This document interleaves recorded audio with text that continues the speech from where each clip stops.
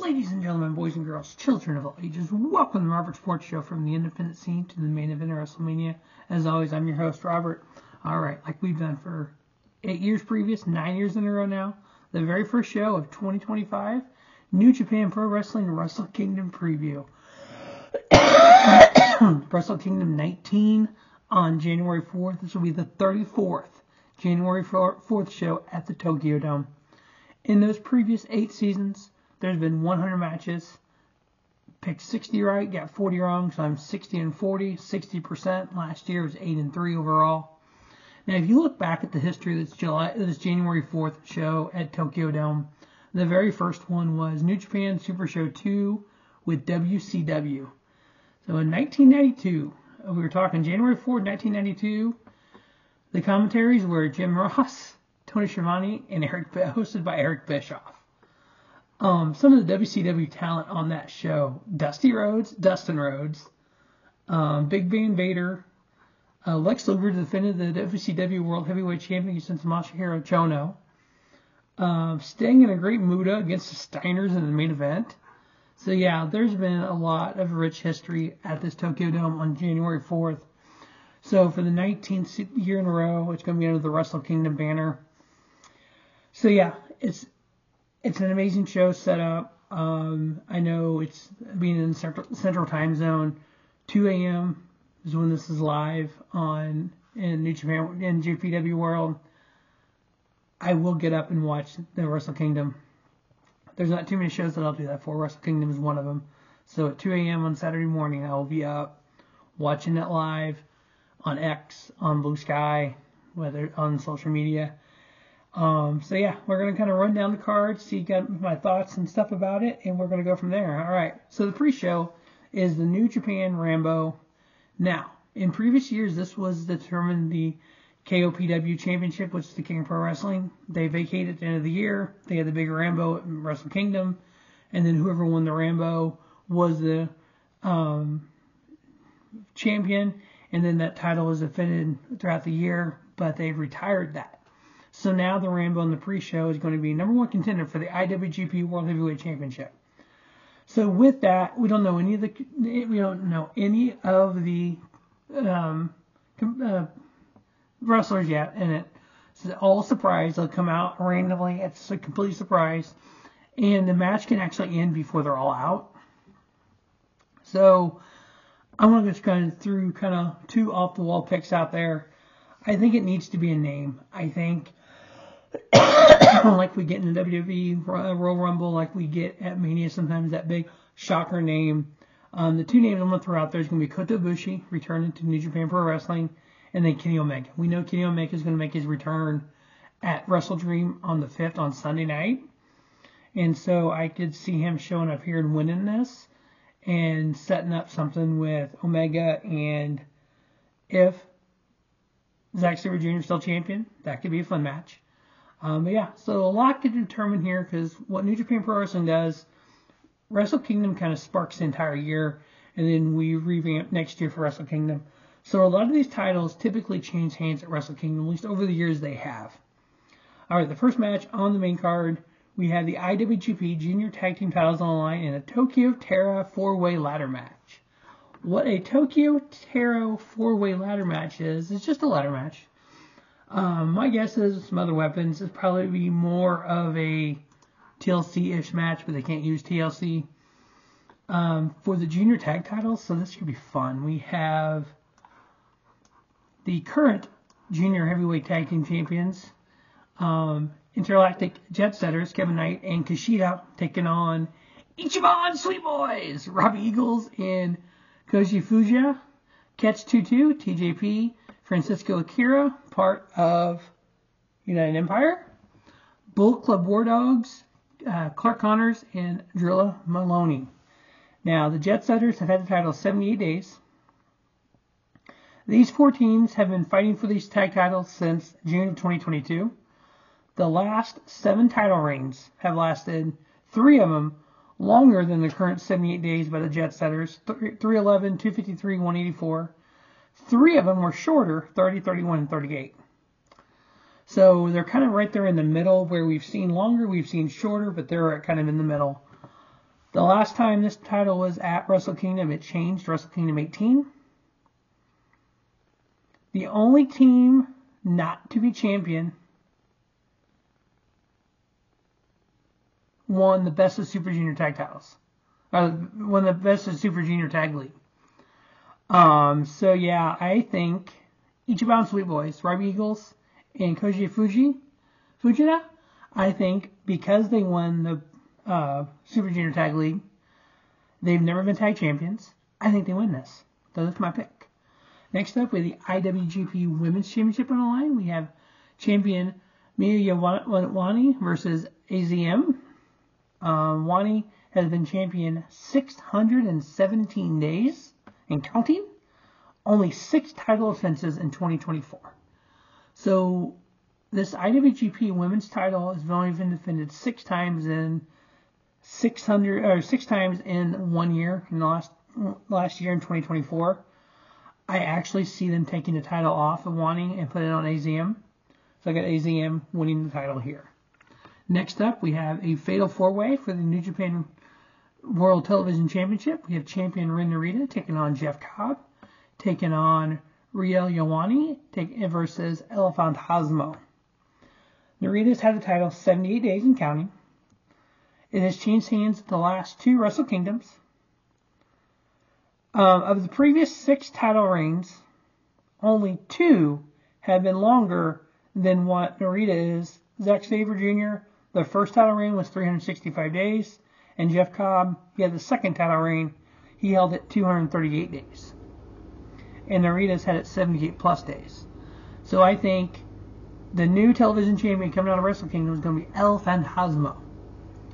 Next up, we have Hiroshi Tanahashi taking on Evil in the Lumberjack match.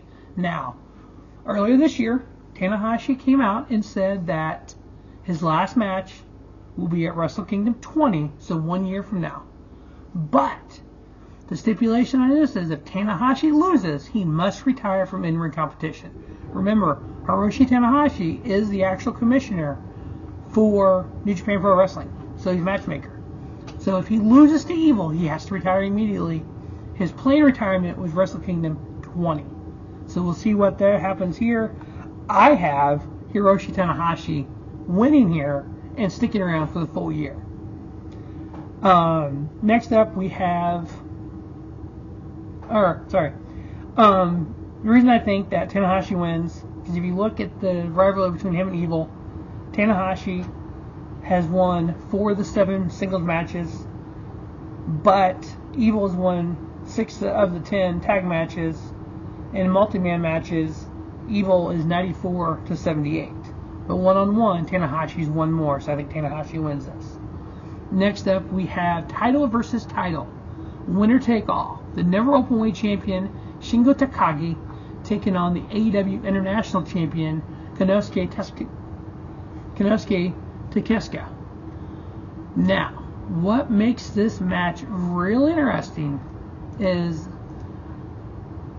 not only is it title versus title, but the winner of this, Konosuke Takeshita and Shingo Takagi, will go to Wrestle Dynasty the next night and put both titles on the line versus Tomohiro Ishii. Now, Ishii wrestles more in AEW than Takagi does. So what I think happens is I think Konosuke Takeshita wins this, is the never Openweight champion, retains his AEW International champion, goes to Wrestle Dream, faces Tomohiro Ishii, holds on to both titles, and will eventually lose the never Openweight title to Ishii on AEW television. Now, Shingo Takagi has held this title 89 days. It has changed at the last 3 Wrestle Kingdoms and 9 of the last 10. Shingo Takagi has had 3 of the last 6 title reigns. So he's a 3-time champion. So since it has changed at 9 of the last 10 Wrestle Kingdoms, that's why I got it changed in here. Now, I wouldn't be shocked if it changed again at Wrestle Dynasty and Tomohiro Ishii won. But it's like when I mentioned Kenny Omega winning the Rambo. Kenny Omega has a return match against Gabe Kidd at Wrestle Dynasty.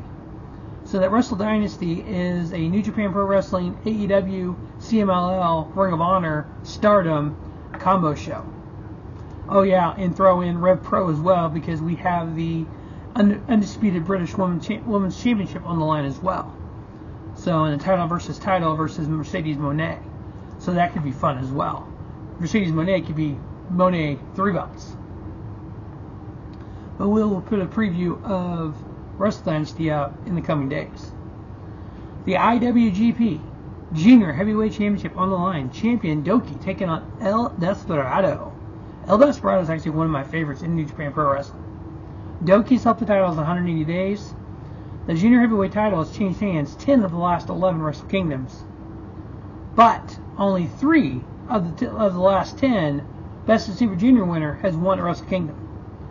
El Desperado won last year's Wrestle Kingdom when he had the shortest reign in the history of this title at 19 days. DOUKI's had 180 plus days.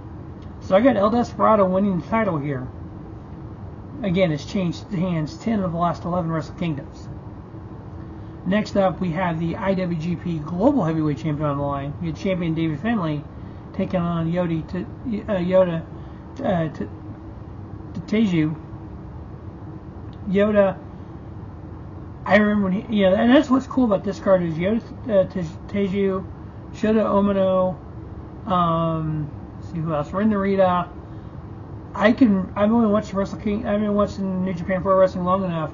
I remember when these guys were coming out of the dojo. So to see them with titles and in title matches and Shota Umino main event in Wrestle Kingdom is kind of that next level for them to build them to be the future. You got to think New Japan Pro Wrestling took a big hit when Ospreay left, when Okada left. You don't have Tanahashi in the main event picture anymore. Omega left. You had basically what ran Wrestle Kingdom was Tanahashi versus Okada for years and years and years. And then Ospreay got into the picture and Jay White got into the picture. You don't have that anymore. So you got to build new stars. You know, Naito's still there, but he's fighting his own battle with Hiromu Takahashi. So you kind of got to build that next level of star, and that's what we're going to be doing here as well. So I got Yota Tsuji beating David Finlay, who's held that global title 240 plus days. And then we have Tetsuya Naito taking on Hiromu Takahashi. First ever matchup between these two. Takahashi is typically a junior heavyweight. Naito is one of the greatest New Japan Pro wrestlers of all time. Now, at Wrestle Kingdom, Naito's only 6-6, while Takahashi is 5-2 ever at Wrestle Kingdom. Now, he's won Best of Super Junior multiple years. He's won the Junior Heavyweight title multiple years at Wrestle Kingdom. Now he's facing heavyweight. Can he beat the great Tetsuya Naito? I think he can. I got Hiromu Takahashi beating Naito. And then the main event for the IWGP World Heavyweight Championship, we have champion Zack Sabre Jr. taking on Shota Umino. 79 days as champion. Now, this title, the IWGP World Heavyweight title, has changed hands 6 of the last 6 straight Wrestle Kingdoms. Now, this title lineage dates back to 2021. Prior to that, it was the IWGP Heavyweight Championship. They combined it when they combined the Intercontinental title with the World title. The last 6 champions going into Wrestle Kingdom have averaged 128 plus days. Sabre Jr. is only at 78.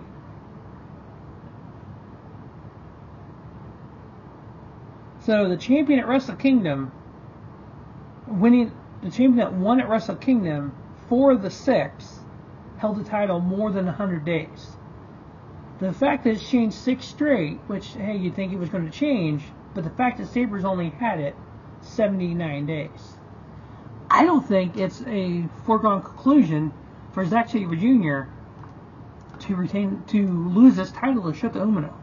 I think you need Umino to lose the title here at Wrestle Kingdom before winning it. Honestly, in my opinion.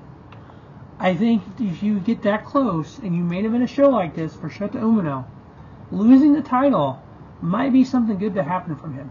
Because you got to think, we have the new beginning in Asuka in February. We have the Wrestling Life 40th anniversary show later in January. So there's plenty of time there for somebody to challenge Sabre Jr. again and win the title. We have the 53rd anniversary show. That's always a big show there in March. And then we have the New Japan Cup. Remember, the New Japan Cup, the winner of that gets a title shot. So you could have a 152-day title reign by Zack Sabre Jr., have him retain here at Wrestle Kingdom, and go on down the road with him as champion. What if Kota Ibushi returns? What if Omega wins that Rambo? You get Omega versus Sabre Jr.